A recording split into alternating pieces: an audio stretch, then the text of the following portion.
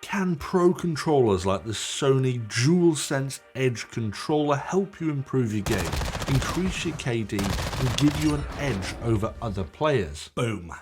Yes, but are offerings from AIM, Scuff, Extreme Rate or other competitors better value? And with the DualSense Edge at £209, will you see a £209 difference to your game? Well, to answer those questions, let's first take a look at the brand new features. To start with, it has mappable back paddles which can be programmed to replicate any other button on the controller. There are two styles. One is typical paddles that we see in many other pro controllers, but also they have a rounded option which sticks out a little bit more. Now, I prefer the sleeker paddles, but this will be purely based on grip and preference. Now, these aren't the only changeable bits on the controller. You can also change between different style of thumbsticks too. Now, there are three different options that come included: two standard, two high and two low dome options. Although the standard seem better for grip, the extra options are all convex, meaning that your thumb will slip off them a lot easier. Again though, I guess it's quite subjective based on your personal preference and what you find more comfortable to use. Now, the triggers feature the same adaptive tech as in the standard controller. However, with these ones, you're able to actually change the travel distance with a mechanical switch on the rear of the controller. Interestingly, you can change them individually, so you can have one on this side really loose and on this one have no travel at all, and there's three options of resistance. Although a slight criticism here is that with the no travel selected, there's a lot more distance, as you can see, than on the AIM controllers, like this one, which literally has no travel distance at all. That's a little bit disappointing. There's also a new locking system for the USB cable, which is interesting if you predominantly play cabled up, although saying that, as I mentioned in my original review of the PS5, there isn't really any latency difference between the wired and wireless connection methods, so this locking mechanism won't really get used for me that much. Although saying that, there's a few things that you probably should know about the battery that might change your mind about keeping that cable connected all the time. But either way, there's new textures across the board on several parts of the controller and a new grippy surface on the rear, which is really quite pleasant to have. There's also two more new buttons on the underside of the thumbsticks that change between preset button mapping that can be customized through the PS5 menu system. And I'll talk more about that in a bit as well, because perhaps the most intriguing addition to this new controller that I want to talk about is that the entire stick module can be quickly pulled out and replaced with a new one, which are priced at $19.99 on the PS Store. Now, they only sell the stock ones for now, but there's huge potential here for Sony to manufacture different modules with varying resistance in the rotation, which essentially could be great for different types of games. The quick replacement system that this does is actually an amazing innovation. And it makes it much easier to change when the inevitable, dreaded stick drift happens. And I say inevitable, and that's because legend has it that the curse of the stick drift has plagued at least one controller from every single household, including myself. And there seems to be no cure for this, except smearing lamb's blood across your doorpost, and even then you'll probably still get stick drift eventually.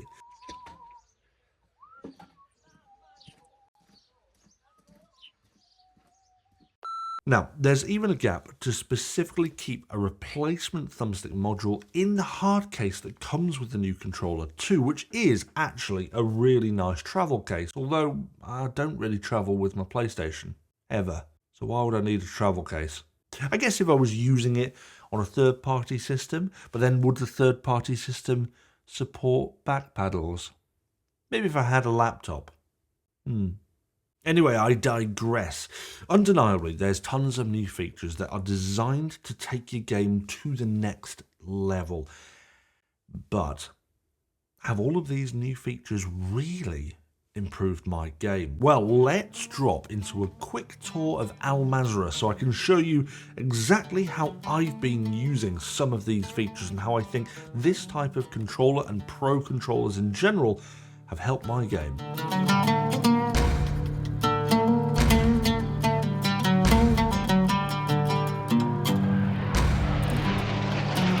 Now, I play specifically with the tactical setting on the controller layout, which changes some of the overall button mapping on the controller. And the reason I've done that is because I then map the two back pedals to jump and melee. And it means that I don't have to move my hand off the controller like this to do most of the movement in the game. We're going to hot drop.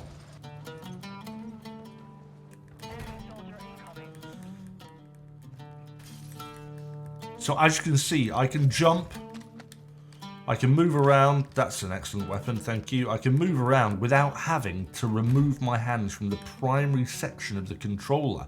I can jump with the trigger, I can melee with the trigger, I can crouch with the thumbstick, and I can sprint with the left thumbstick as well. So I don't actually have to move my hand off these. To pick stuff up, I have to press X. It's not too much of an issue. Cooey. I know you're in here. I know you're on the roof, man. Peekaboo. Peekaboo! Where are you? Hello, hello, hello! I see you.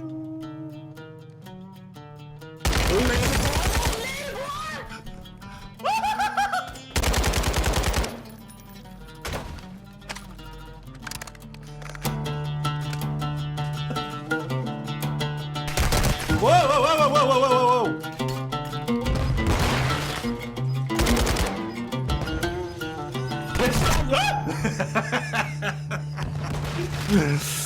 Of course, it doesn't actually help. I'm still trash at the game. Putting that one game aside, in truth, I have seen a big improvement to my game. I'm able to do things like jump shot, drop shot, things that I weren't able to do before having a pro controller. So yes, it really has helped my game and helped the fluidity of the way I play.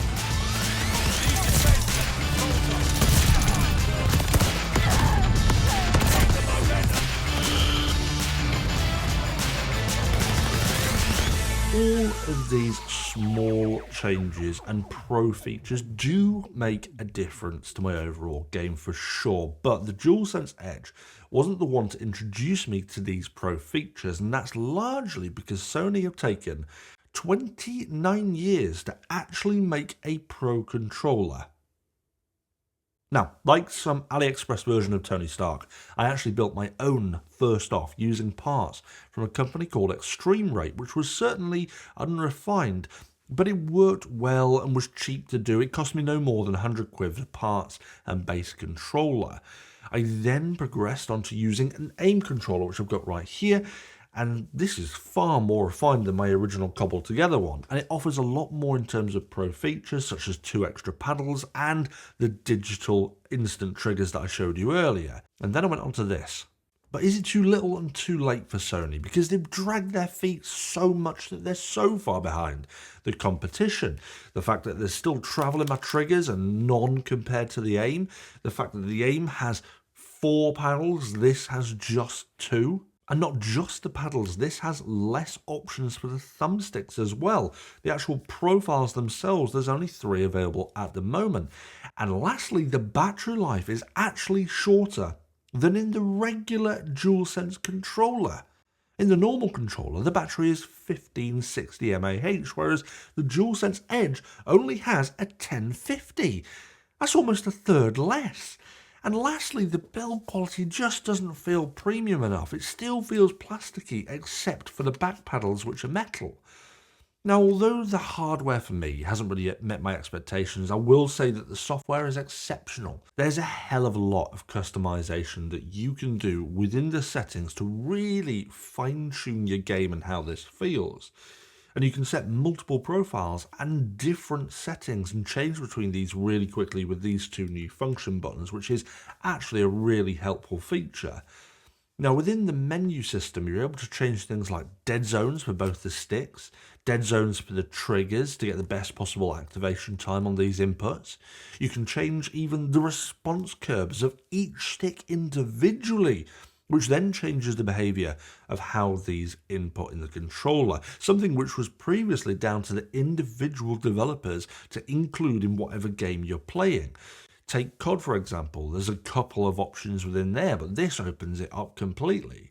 And I think Sony have done a fantastic job with this, and it's actually remarkably in-depth. However, I have come across one small issue with the software, which, do you know what, I'm really hoping is just a bug that needs to be patched, or maybe a one-off for me. But the other night, after playing for a few hours, all of a sudden, it felt like I was playing through remote play.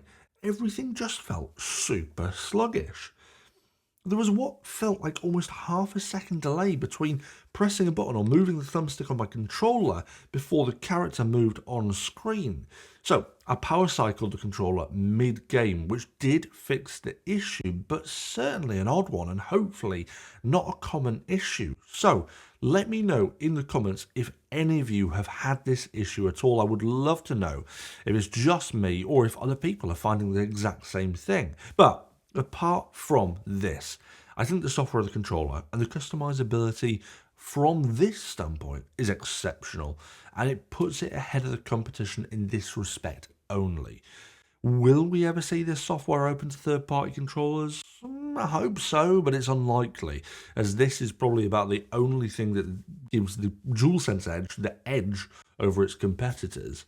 Now, despite my disdain at some of the choices that Sony have made with the design of this controller, I can say with a degree of certainty that after you get used to having extra buttons, having less travel on your triggers, and all of the other pro features that the Edge comes with, then you'll definitely see an improvement to your game. Although just how much improvement will massively depend on one thing. Your personal ability will massively determine how much you will get out of owning a pro controller like the DualSense Edge or the AIM controller. Now, in my hands, it's a bit of a handicap tool. I'm not ashamed to admit that I'm aging like a finely maturing whiskey, and with age comes things like gout, erectile dysfunction, incontinence, arthritis, and believe it or not, hair loss. But in respect to gaming, as you get older, things like your reactions start to get slower, and in games like Warzone, where half a second makes a difference between winning or losing a gunfight, any advantage you can get to compensate for that is important, slow reaction time or not. It's like a Zimmer frame for me, but I think in someone else's younger hands, this could be a really fantastic piece of kit that will absolutely help you get the most out of your competitive side. Thing is, despite the fact I'm getting older, and despite my reaction time being not quite what it used to be when I was 15, and despite the fact that I often play after 2.5 bottles of wine, I am a massively competitive person, and I will take any advantage that I can get, even if it costs £209. Although, let's look at this in a literal way. £209 is 350% more expensive than a DualSense regular controller. So will you see your KD go up by 350%? I'd be very, very surprised if you did. So when you think of it like that, the DualSense Edge is actually a bit of a rip-off. Maximum money for minimal gains. Credit is given where credit is due, however. It is far cheaper than third-party pro controllers for sure, but in my personal opinion, it's quite simply not as good. I actually think I prefer the AIM controller, which is a bit of a shame, really. If you do want to check out either the DualSense Edge, the AIM controller, or the Extreme Rate mod kit, then I will link them all below for you. And remember to like and subscribe if you haven't already. And I'll see you back for another episode of STU'S Reviews soon. Oh, and for those that do want to see me lose terribly at Warzone, don't forget to follow me on Twitch as well, which I'll link in the description below.